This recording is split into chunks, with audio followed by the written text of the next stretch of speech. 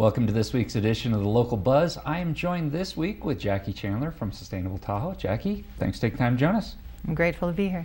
Jackie, for some of our viewers or locals here in the Lake Tahoe Basin that aren't familiar with Sustainable Tahoe, give us an overview and your role within the organization. Well, I am the executive director, probably the driving force behind it. From 2007, when I learned about geotourism, it seemed like a really good fit for this area, since we're trying to expand our tourism menu to include more activities. And if those activities were ones that actually sustained or enhanced the beauty that we all share, we'd be in great shape for long-term profit. And so our mission is to get people to stay longer, return sooner, and migrate stories because they got a real sense of place, and that's what geotourism provides. I'm somewhat familiar with some of the things that your organization covers and geotourism in general, but if I look at some of the literature and if I look at your website, the number of projects here is overwhelming. Well, we do have 3 strong campaigns.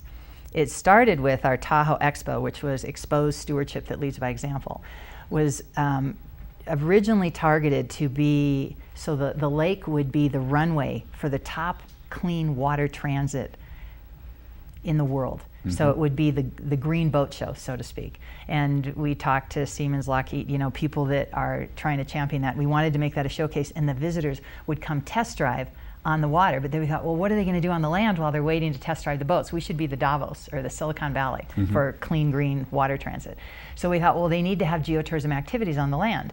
And that was so much heavy lifting to build geotourism, geotours on the land that would be without cars, that would showcase local food, businesses that are practicing sustainability, and also highlight the nonprofits that are protecting things, have them be the guides.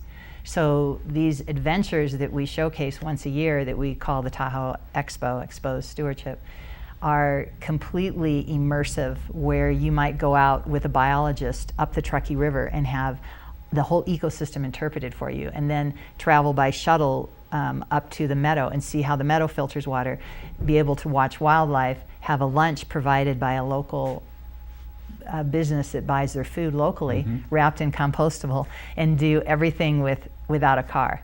And that would be having an experience that if that becomes the future of Tahoe, we can save this lake, and the visitors will have more fun. And the economic impact is certainly is huge. You look at some of the other states that practice and participate in geotourism. The opportunity for the Lake Tahoe Basin is immense. It is, and even if you take away the name, if the name is confusing, just think about the state of New York. Their Watchable Wildlife program brings in $1.6 billion a year. We have zero money from watching our wildlife. The only people that could possibly provide guides would be the Tahoe Institute for Natural Science, which does do some bird guides, and the Bear Lake.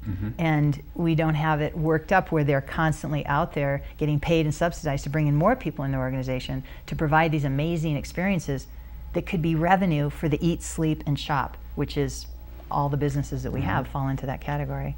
Nonprofit organization. Yes. People want more information. What's the best way? SustainTahoe.org, and you can find us on Facebook. We have a lot of active uploads. We're currently putting together a lot of guided tours for the water for stand-up paddleboard, and that's what I'm working on. Jackie, I appreciate you taking time to join us. Thank you very much.